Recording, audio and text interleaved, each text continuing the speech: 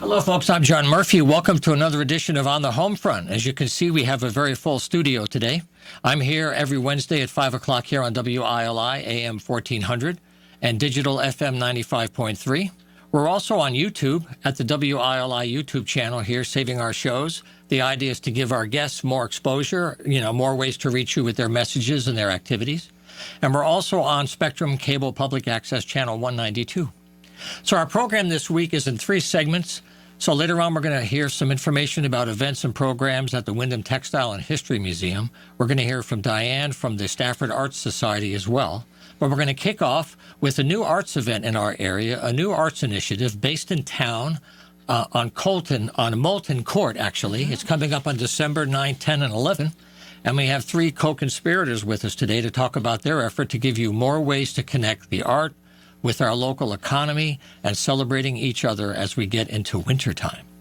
So thank you all for being here to start out the show today. Of course. And I also want to mention our 3 guests today are Phoebe Godfrey. Also, we have Glendon Merrill with us today and Dawn Cook.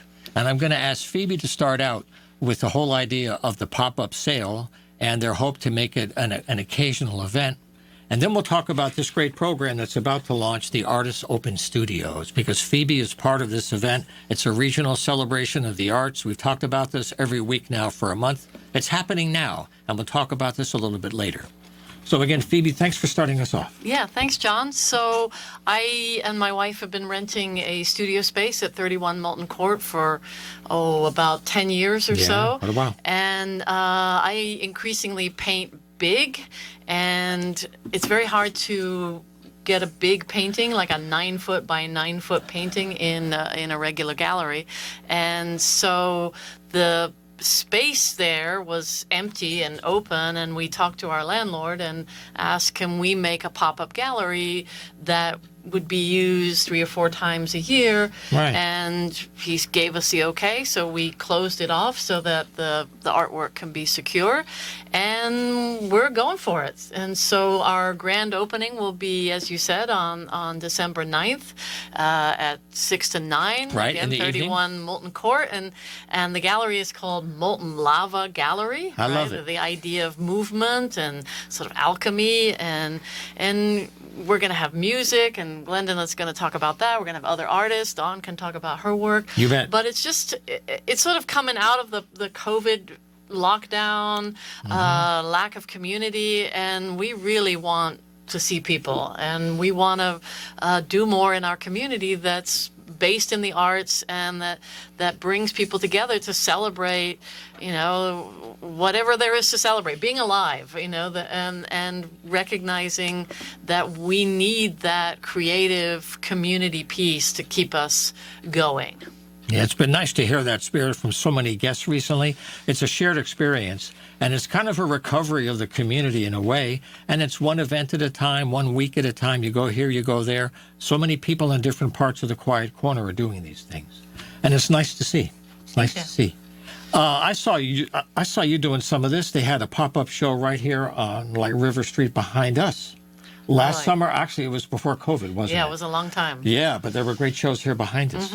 That was with Vulturetown Arts. That's right. That, is still somewhat involved. In fact, they're helping us make screened T-shirts with Molten Lava Gallery on them. So, come down and get your unique Molten Lava Gallery T-shirt. Yeah. And there'll be vendors, people who are selling their jewelry or their crafts or their drawings. And we're expecting it to be a good time, definitely. Yeah. And, something else that we mentioned to all of our guests is something to remember is that this is another way to keep our money local. There are so many vacuum cleaners out there that are just ready to take it all out of our region. But keeping it local supports people locally, but it also gives you a connection to your own money in a way. And that's something that's hard to get into without getting into too much of a sales pitch. But it's more just thinking a little differently about objects or things that mean something personal that could be ordered and clicked away, but keeping it local helps the whole state. That's the idea. And keeping it unique, right? Buying things that cannot be reproduced on a mass scale, and that have, like you said, that sort of intimate and creative connection that so many of us are seeking, right? Of like, what do we actually want? We want connection, and not only with people, but with the things around us, right? And it's really important that we support the small businesses and the artists, because if we don't, we're going to be left with nothing but the big box stuff. That's and there's true. so many creative places to support, even here in town. There's so many small businesses up and down the street. So please make sure to get out. And that's true, Dawn. Just because they're open doesn't mean they're not close to the edge. Even theater groups in Hartford are openly saying how tight it is, more than they would probably want to normally, about subscriptions going down, people coming only occasionally. So it's a wide-ranging issue right now, yeah. Yeah, it sure is. And they've got the Support Small Business Saturday coming up. But it's really important to support small businesses all throughout the year. Right, exactly. Well, speaking of music, that's one of the things that we all love, and I know many musicians I've had on the program, they're all figuring out how to survive COVID and support themselves financially and be creative. So share some thoughts about your music, Glendon, and how and especially what's going to happen for you on this event and, in general. Yes, of course. For this event, my plan will be to make the experience more immersive as a whole, because I think music is the best at doing that, is making experiences more memorable, more comfortable. So I'm going to be playing a kind of a long ambient set involving tape loops and various effects and things I've been making since the pandemic under the name Burning Books for the past couple of years. And I've never performed at a space like this, but I'm looking forward to, because I've always thought that my music would do well in an environment like this. And it's nice to do it in Willimantic, which is a town that I've loved for many years. So it's very nice. Great. What's your response been so far when you've shared this, the style of looping and some tech and things that are not always up front and in your face? Yeah, I think because it can be both, which is why I think many people do go and watch people perform these kind of ambient sets, because there is actually a lot happening in ambient music if you're paying attention. Right. But it's very easy to just not pay attention, and that's the good thing about that type of music is it can fit in many different circumstances. You can ignore it or you can choose not to ignore it. And I fully expect people to not be paying attention to a lot of the music that I'm playing, but perhaps they'll stop by and be like, oh, that was an interesting sound, and stick around for a little bit. And so that's what I suppose. Right. So you won't have the stacks of Marshalls and the smoke machines. No, I don't think so. Okay. No. Probably one stack at a table. Yeah. And I'm trying to cut back. Yeah, exactly. Now, Dawn, share your art. Now, you've kind of worked in different media and different contexts over the years. Share your part of this Molten Lava event and some of the work you do throughout the year. Great. So before I get to the art, I'm going to piggyback on the music and put in a plug for Willimantic Records, which is another really great local business to support, and is really dedicated to providing, again, a community space for musicians to be able to play their original music in whatever format that is. And there are not too many spaces that will allow you to come down and do your thing. So very few. Yeah, exactly. So there was an ambient show just last Sunday over at the record store. So and there's a whole variety of music there. So check out their Facebook page as well. Yeah, Willimantic Records. Joe was here. He brought somebody from the Canary Records label. Oh, and they made a whole presentation at the museum about opera from Prague, I think. I saw that. A real ethnomusicologist. She was an Armenian singer. Her name was Zabel Pagosian. I went to that. It was really fascinating. I actually have the book and the CD. Right. So they focus, him particularly, Ian Nabowski and his Canary record label, focuses on like turn-of-the-century music for Armenian, Turkish, Greek, Ottoman. It's fascinating. He's done nature recordings, sounds of animals. So anyway, the whole Willimantic Records is part of the Bliss Marketplace on North Street. Joe was elsewhere, but he's moved there. He's right in the middle of town, and he's a real wonderful soul that really cares about the music way beyond the business side. Although supporting the music locally is part of why he can maintain this free space, which is rare for us. Yeah, absolutely. Yeah. So now to the art. Yeah. I've been doing my thing for quite a while. I'm mostly self-taught. I used to focus a lot of my art on social political issues. I've got series on mass incarceration, homelessness, poverty, greed. In the last few years, I've been trying to branch out a little bit more so that not everything that I do has such a heavy political statement, climate change, the environment. So I've been working a lot the last few years with recycled materials. We generate so much waste, and people don't think about it. It's choking the planet. There's just a whole lot that goes into creating waste. So I really make an effort to try and recycle pretty much everything that I use. So right now, my house is full of like styrofoam packing and cardboard and blah, blah, blah. But I'll use that, and I brought a couple examples. So this was a Paul Newman's popcorn box. Wonderful product, I must So say. I'll take a lot of these boxes, prime them up, and then build collages on. So I'll take some of my drawings, and this is a simple one, and just attach it as a simple piece. And then I'll also use found objects as well. So this one has got a piece of tar from the road. This was an old photograph that was actually taken many, many years ago before the art space was developed, and it was still American Thread, the factory. Oh boy, sure. So that's from the factory. And I'll make these little assemblages, I guess they're called. And here's another example. I've started to, so people were saying a lot of my early work was, I didn't preserve it. I didn't even know how to preserve it, quite honestly. And then when people started to show some interest in maybe buying it, I'm like, all right, I've got to figure out a way to do this. So I started working on these little box pieces. Sure. So What a again, format. It's a taking good format. drawings, taking different pieces of whatever found objects that I have or recycled materials, and then turning it into my art. Wonderful. Little world there. Yeah, right. Yeah, so Dawn will have how many pieces in the show? I'm not even sure yet. Okay. I'm going to have a variety of things, everything from the drawings and little collages to I'm trying to put together some new stuff. I'm going to be bringing two pieces that I had shown at the Eli Whitney Center for Contemporary Arts in New Haven. They did a show a couple years ago featuring Our Bodies, Ourselves, Yes. which was a groundbreaking feminist book that came out many years ago. 70s. So I did a couple pieces for that I'm going to bring to this show because they're very interesting. And then I'm trying to create a couple new things with some branches, and I got a few things I'm working on. So Yeah, so like I said, Dawn will be one of about, I think we're going to have 10 artists in total. We're not totally sure, and if anyone out there is listening is like, I got a little piece, Yeah, doors are open. We'll give you a way of contacting us, and if not in this show, the goal is to have 3 or 4 pop-up events throughout the year. So if you're listening and you're like, oh, I would love to curate a show, I've got a theme, I've got a number of artists, let us know, because we don't want to have this be seen as we own it. I mean, we've Yeah. created it, but we're creating it for all of us. If you're an artist, a musician, and you want a show and you want to get involved, please do reach out, because the more, the richer. That's right. So this is Friday, December 9th in the evening from 6 to 9.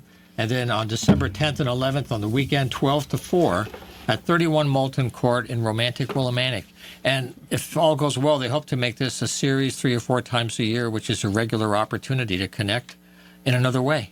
So thank you for being here and for all the good work you're doing during the year to bring life to the community. And I also want to close by giving you some email if you want to contact these folks and stay in touch as they continue their work. If you want to reach Dawn Cook, you can use electricdawn@gmail.com, electricdawn@gmail.com. To reach Glendon Merrill, it's burning_books_music. You got it. And that's on Instagram. And he's also on Bandcamp with some of his music selections with his name. Again, it's Glendon Merrill. And for Phoebe, it's phoebe.c.godfrey, Godfrey, @gmail. So happy Thanksgiving to all of you as Thank well. you. Thank Thanks you so for much. having And us. we'll look forward to seeing you here again with some more and good hope news. to see the listening and viewing audience at our Molten Lava Gallery. There you go. So what we're doing now, we're going to take a break for a couple of messages. We have Kira Holmes on standby. She's on deck for the Wyndham Textile and History Museum about their December events. And then we have a report at the end of the show from Diane Bilyak from the Stafford Arts Society. So stay with us. We'll be right back. All righty, we're back in the studio here. I certainly want to send everybody our best wishes here for Matt. Matt Rupar and I and the staff here at WILI. We want to send you our best wishes for Thanksgiving. There's a lot of crazy stuff going on these days, and there's a lot of people having a difficult time. But however difficult things are, everybody has some few things to give thanks for. And I'm not being hokey here. There are some things to give thanks for that we don't often take a moment to do. So tomorrow is a way to take a look at your whole life with your family and friends and where things are at, and say, what are the good things that I should remember? So we send that all to you. We're very happy to have you here, whether it's on the FM radio or on the YouTube channel or on public access TV. We're part of the community with you. All of our guests are here to make their contributions to make our everyday lives more interesting and to support our local economy. So I give thanks for the show and for all of you for being here to share this good work together. And we have Kira Holmes here now. She's the executive director at the Wyndham Textile and History Museum. They are very busy in December, and she wants to preview many ways that you can connect to our local history and the arts. So welcome back to the studio. Thank you, John. Please. And I'm also very thankful to join John and everybody here. It's just a true honor to be on the show. So one of the things I want to talk about is the Therese Ridgway exhibit. Right. So Therese Ridgway was a master weaver. She unfortunately passed away in 2022. And we have some of her rugs, cards, all kinds of different textiles from her on display. And we extended it to January 1st. So if you didn't have a chance to see it yet, you still have some more time to see that exhibit before it goes down. So that's one of the fun things. Coming up with being thankful and people getting together, how about the Wyndham Light Parade? If you haven't been to the Wyndham Light Parade before, it's definitely a memorable experience. Yes, it's very cold, so dress warm, but it's a lot of fun. If you are interested in marching with the Mill Museum, please email me at director@millmuseum.org. We'll assemble about 5:40 at the Memorial Park, and the parade kicks off at 6. And if you're going to join, please bring a light-up necklace. The date? November 25th. There you go. Well, coming up soon. And then just following the next day, we have Small Business Saturday with also free admission to the Mill Museum. We are very, again, thankful for everything that you guys do, so we want to let you visit the Mill Museum for free on November 26th, visit our permanent exhibits, and also shop local. We have a fun gift shop that has several local artists like Bill Dougal in there, so definitely check it out. Yeah. Then we have Giving Tuesday coming up. If you haven't heard of Giving Tuesday, this has been something that's been very prominent throughout the past few years. I'm not sure if it's a 7-year organization, but it's essentially trying to inspire. It's a growing effort, yeah. Yeah, it's a growing effort trying to inspire people to give. So we are doing that through Facebook if you would like to donate to us, but it doesn't have to be a donation of money. If you want to maybe sign up to be a volunteer, sign up to be a member, it doesn't have to be monetary as long as we can all work together and give together. We're a museum for the community. So we really hope that you'll be able to give with us and we can give back to you as well. And then we have our holiday gift wrapping. So that's going to take a different form than normal. Usually it's at Eastbrook Mall. Instead, we're going to have it at the Mill Museum during our normal operational hours of Friday through Sunday, 10 a.m. to 4 p.m. from December 2nd through the 23rd. And we'll wrap your gift for you, preferably for a donation, either from our holiday shop, from our gift shop, or if you bring in a gift from the outside, we'll do that too. Also, if you are looking for wrapping at the mall, the Lions Club will be doing the wrapping at the mall this year, and just contact them for their hours. Right. So, another fun thing that we're doing this year is we're of course going to do our fun holiday exhibit. This year is called Festival of Trees. If you are a nonprofit or a for-profit and you have not signed up to be part of this where you actually decorate a tree, you would need to get your own artificial tree. We have some fun guidelines for you. Please contact Andrea at brickader@yahoo.com. Brick, B-R-I-C-K, Ader, A-D-E-R, @yahoo.com. If you still would like to be part of that, and she'll give you all of the details. But the exhibit will be up starting December 9th and close on January 1st. And with this exhibit, you can actually vote for the trees. So you are part of the experience. You get to choose who's going to win. And that's going to be announced on January 1st, the winner of the trees, the Festival of Trees. Of course, we're going to follow up opening day with an opening reception. So that's going to be from 6 to 7:30. Come judge the trees and also have some hot mulled cider and sweet treats and lots of seasonal fun. Then we have our holiday shop. Have you been there before, John? I have, yes, indeed. So we are having our holiday shop again at Dugan, and that's going to be from 10 a.m. to 4 p.m. on December 3rd, 4th, 10th, and 11th. That's right. Dugan is the auditorium kind of upstairs behind the Main Street entrance. It's a nice area. It's a good space to have a sale. Yes, Definitely. it is. Yep. So we still have some vendors coming in. We're going to have some returning vendors like Sally, who does wreaths, Andrea, who does all these wonderful whimsical artwork, and many other wonderful vendors. So you have to come check it out. I hope to see you there, John. Yeah, I'll try to stop by. And then we have on December 17th, Santa and La Befana will be at the Mill Museum. And that's going to be an all-day affair of them visiting us from 10 a.m. to 4 p.m. Have you ever heard of La Befana before, John? No, I have not. Tell me about that. She is the Christmas witch. Oh, nice. It's Italian, but a Christmas witch. Supposedly she's older than Santa Claus. Although I can't vouch for that. I don't know exactly, but she was essentially invited to go visit essentially the baby. And what happened is she didn't understand what was happening, got confused, and got lost trying to meet them, so she had her broom, which it was cleaning instead of riding, and she then ended up giving kids toys, too, but it was in January. But she's going to be visiting us early this year. And she's got some Italian roots? Yes, Italian roots. So how's her cooking? I don't know. I haven't tried it. I had to do that. No, You I gave me a agree good with line. you. You gave me. I love the food. Okay. I agree with you. I haven't tried it yet, but you have to come meet her if you have the Absolutely. chance. And that's going to be on December 17th.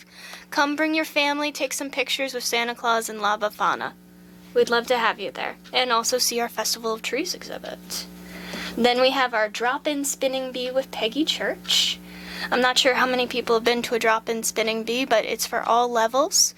You can bring They've a been wheel. doing that for a number of years, though. There's a class that people really go to that. Yes. It has a very good following. And this is going to be on December 17th from 10 a.m. to 1 p.m. again in our Dugan building. So you'll enter on the Union Street side for that big space, as John just mentioned. And either learn or continue learning or just network and have some fun. It's always a great experience. So those are some of our fun stuff. We also have a few more, which is Holiday Story Time. So that's going to take place at 7 p.m. through Zoom. And please email director@millmuseum.org by December 22nd to receive the Zoom link. There's going to be 'Twas the Night Before Christmas and other holiday stories told by an elf. So it's going to be a lot of fun. Story time for the kids, kind of. Yes. Nice. Yes, it's always good to read a story around the holidays. My favorite always was 'Twas the Night Before Christmas. I still read it to this day on Christmas Eve every single year since I've heard it. And then, because of the holidays on December 24th and the 25th, we will be taking a temporary close to celebrate the holidays. So we will not be open to the public on the 24th or 25th of December. But we will be open the full next weekend for New Year's Eve and New Year's Day. And then we will take our usual closed for maintenance and other projects from January 6th to February 9th. So we will not be open during that time because we'll be doing maintenance projects and working on our next exhibit. But you can still contact us at info@millmuseum.org. You can still call the phone number, but I would encourage you to email instead. But that's everything as of right now for fun stuff coming up for this month. And the last time I went to visit, is it still millmuseum.org is your website? Yes. Okay, so Yes. www.millmuseum.org, and you can track all these events in the year ahead as we go. So, Kara, I want to thank you very much for being here today and for the good work you do all throughout the year. Maybe the last thing that we should mention before we close is that there are openings to get involved on the board for the museum. They have different openings that she can talk about next time she visits. So there are many ways to get involved besides coming out to support the events. And if you go to the website and just follow their good work, there are many ways to connect. So happy Thanksgiving to you, too. Happy Thanksgiving, John, and everyone here at WILI, and also thank you to my board members, staff, the town of Wyndham, our people who give us grants, and everyone else, and happy Thanksgiving. Okay, thank you. All righty, well, we're going to take a very short break for a song, The Hills of My Connecticut, a classic 60s tune, and then we'll come back with a look at the Stafford Arts Society. Don't go away. Okay, we're back for the last part of our program today for On the Homefront. We're very glad to have you with us here at WILI AM 1400 or 95.3 FM, or whether we're on the WILI YouTube channel or channel 192 on Spectrum Public Access. Our focus for the last part of the show today is the Stafford Arts Society. It's one of the very important groups in our region that I periodically have come to visit and share the good news about their events and activities in their part of the state. And our guest today is Diane Biliak from the Stafford Arts Society, and she's with us on the phone. As you can see, I've got my Captain Video helmet on here to get my headphones to keep Diane with us. She's got some good news to share about some of their events. So Diane, first of all, happy Thanksgiving to you, and I'm glad you could join us today. Thank you. Thanks for having us on the show today, even though it's just me, but I represent a group of, I think like nine or 10 people. Right. And we usually have you in the studio. It's always nice to have people here in the room, but sometimes the telephone is just a wonderful backup when you have news to share. And maybe one thing you could start with before you get into some of the calendar thoughts is how the group is responding as everybody is coming out of COVID and trying to reactivate and recharge to move ahead. How are things going in your area, in that spirit? Well, I've noticed that, we kind of took last year off. The year before, we kept with the program. We did anything we could make virtual, we made virtual. Right. And then we kind of even adjusted and created some new things, like having a holiday concert and kind of making a video out of that and releasing it. And then last year, I think, with COVID and other things that people were going through, we're all volunteers. So that's right. Sometimes, but it was really your call that kind of prompted me to get in touch with everybody and say, all right, who wants to start doing some stuff again? And our town library is really good. So they've been continuing to do quite a few events in the vein of things that we used to do and adding in new things. So the library's really become a great resource in town for more arts events for children, and I think they had square dancing one time, and they'll have painting classes and stuff. So that's where we're going to kind of work with them a lot in the next year, because they have the space. Yeah. And the libraries are struggling in their own way to keep audiences connected, not just to books, but all the resources they have, and having more reasons to go there for events and programs. It's a win-win for everybody, and it's a shared resource for the town. Yeah. My friend Mark Abramitis, who's a sculptor, he had a show there last year, and I think it was probably in August. No, it would have been before that, because it's I kind of mean this year, I guess, when I say last year, or 2022. So he was able to use the library spot because they called and asked if we had anyone to recommend. So he put his work in there, and that was great. And what's going on now, something I've noticed in other areas, there seems to be a growing interest in writing and poetry and reading aloud. What is your sense of that in your area? In Stafford, there was a poetry group, and I don't believe they're together anymore. We kind of started as a small group of us. Mm-hmm. And you think maybe COVID?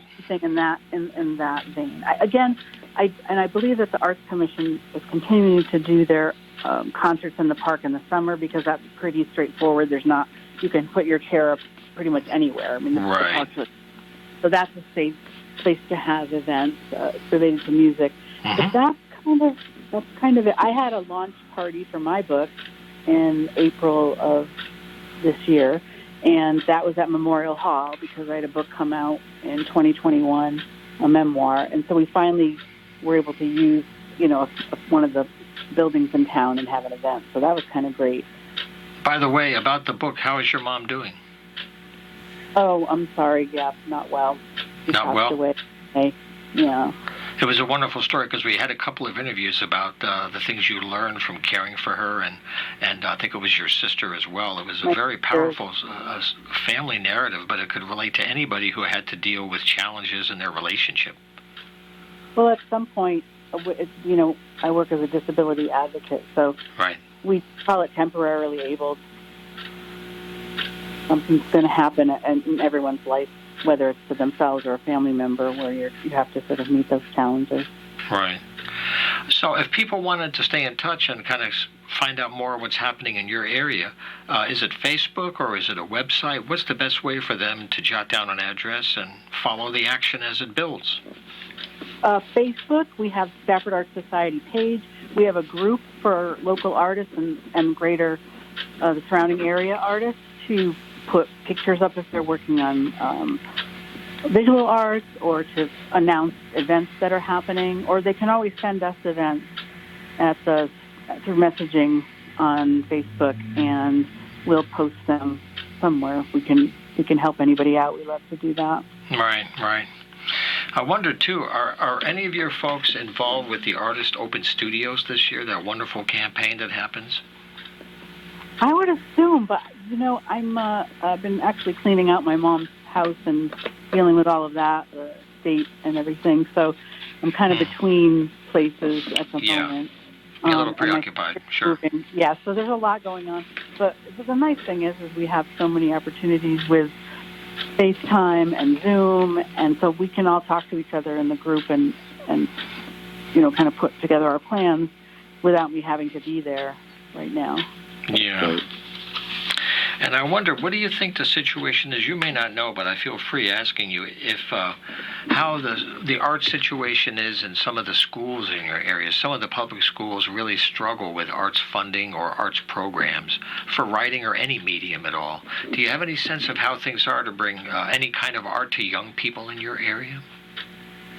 Well, I am familiar with the high school art teacher, and I know that she does quite a bit. I think the music program and the theater program in the school has been strong in the past.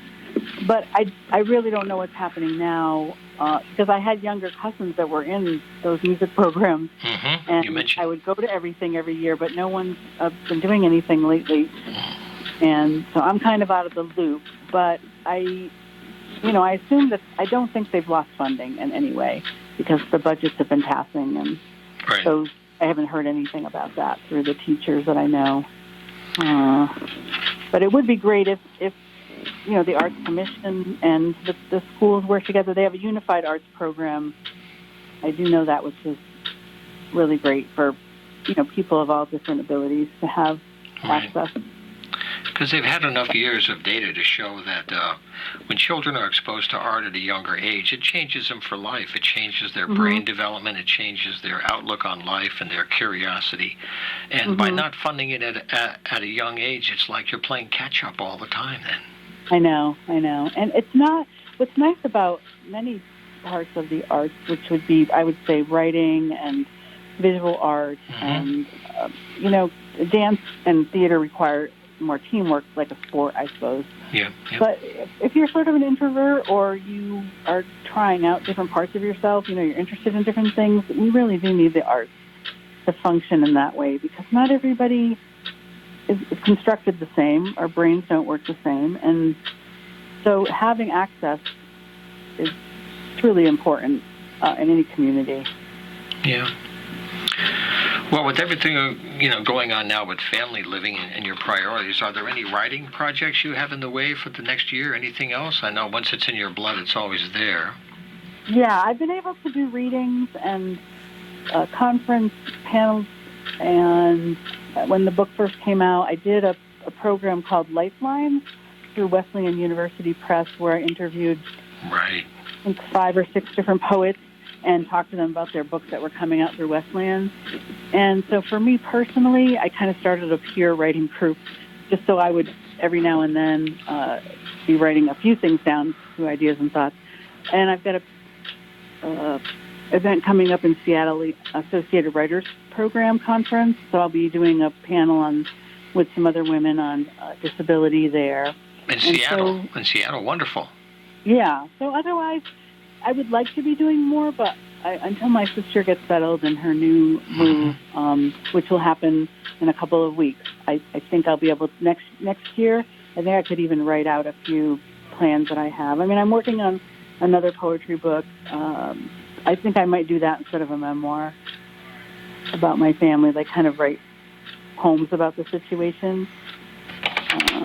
That just feels a little closer to the type of writing, and it's hard to explain, but with memoir, I would tend toward essay. And with poetry, I can write things down, but I can tell the truth with the more emotional and metaphorical and lyrical sense, and hopefully that reaches a reader on different levels. Whereas memoir, it's more narrative, right? And this material is kind of tough, you know. Sometimes a memoir might be one step removed from the person's own experience, but if you get them a different way, you're already kind of in their head a little bit more. Yeah, I understand. But it's more emotional. Yeah, well, it's wonderful to design all those strategies, because I've had a real joy talking to many writers in the last couple of years, including you, about the process, and that there is a community of writing here. There are places that have readings occasionally. Some of them are coming back after COVID, which hit everything. Right. But it's great to hear your work is out there, and I certainly wish you the well with your writing, and we'll have you back maybe after the holidays as things firm up more for the Stafford Arts Society. We'll stay in touch. Great. Can I mention one thing that we're excited about? Please. Is this? Well, we want to do this we're calling it old time radio show with old articles from different papers surrounding Stafford or in Stafford, and that's something that we really like to combine history and the arts in some way. So we're excited to do that program. So you're trying to do like what you would call a podcast or some kind of an audio show about the history? That sounds really cool. Show, and hopefully set it up with some sound effects and stories and little plays, maybe some music, maybe some ads of businesses that are in town now or from the past. Sure. So that's something that I think we're going to have a lot of fun with. Well, that's great. We'll stay in touch on that and see how that goes. That could be a nice conversation as well, Diane. All right. Thank you so much, John. Okay. Well, thank you, Diane Biliak, for all you're doing to help with the arts during the year. I wish you well and a great Thanksgiving. Same to you. Bye-bye. Take care now. Okay, we have just a few minutes left to wrap up the show. I want to use these precious minutes to give you some other arts event information. A couple of things that you can jot down. One is the Artist Open Studios. I've mentioned this many times. It starts this weekend, right? It's November 25th, 26th, 27th. It's from 10 a.m. to 5 p.m. all around the region. If you go online, you can get this brochure. It has a map inside. It shows you where all the artists are in their studios all around the region. You can plan a little day trip and visit a couple of towns. And you'd be surprised if you look here how many people in the arts are living all around us in our towns. It's really cool. So go, and this is online as well. It's aosct.org, right? AOS, Artists Open Studios, CT-Connecticut.org. They're all, they've been out in town now for a couple of months. It's a beautiful brochure, but if you don't see a hard copy, the online version is very helpful. AOSCT.org. The Breadbox Folk Series. Bruce John is not here, but I certainly give him a hello and a big hug to Bruce John, and also Therese for their work for the Covenant Soup Kitchen. The next date they have is December 4, Grassroots, Ramblin' Dan Stevens, and that's 4 p.m. Sunday at the Sanctuary at St. Paul's Church on Valley Street. Also want to mention on December 3rd, we've had the folks here on the program, the 7th Annual Manchester, Connecticut Jazz Fest. It's 3 events all in one evening, starting at 7 o'clock at Cheney Hall in Manchester. A great evening with a variety of jazz styles. We have the Brian Charette Group, we have Eric Alexander's Quartet, and Rob Gottfried and Friends. A lot of variety. It's on December 3rd, 7 o'clock. And if you go to the website, Manchester CT Jazz Fest, you'll get all the information to bring along a friend and have a good evening of jazz. One more thing I want to mention too, just a short note up here at Eastern. They have a wonderful jazz event coming up on Monday, November 28th. If you're a fan of jazz, they work hard all year on their new music program. They've got the Eastern Jazz Ensemble and the Jazz Combo playing an evening of music in different styles. Faculty members Anthony Cornicello and Rick O'Neill are the directors. Also, Evan Wood is the student director. And they're going to have 2 sets that evening, beginning at 7:30 in the Fine Arts Concert Hall, which is a beautiful concert space right on the Eastern campus. If you haven't been inside yet, you owe it yourself to see how beautiful and how acoustically perfect that room is. It's a great space. So if you're a jazz fan, see the Jazz Ensemble and Jazz Combo Monday, November 28th at 7:30 at the Concert Hall at Eastern. So that's it for this week. Our time always flies here. I'm very happy to share some time with you. And if you want to get involved to a future program, just use the email and you can join me right here in the studio, john@humanartsmedia.com. And we'll see you next week.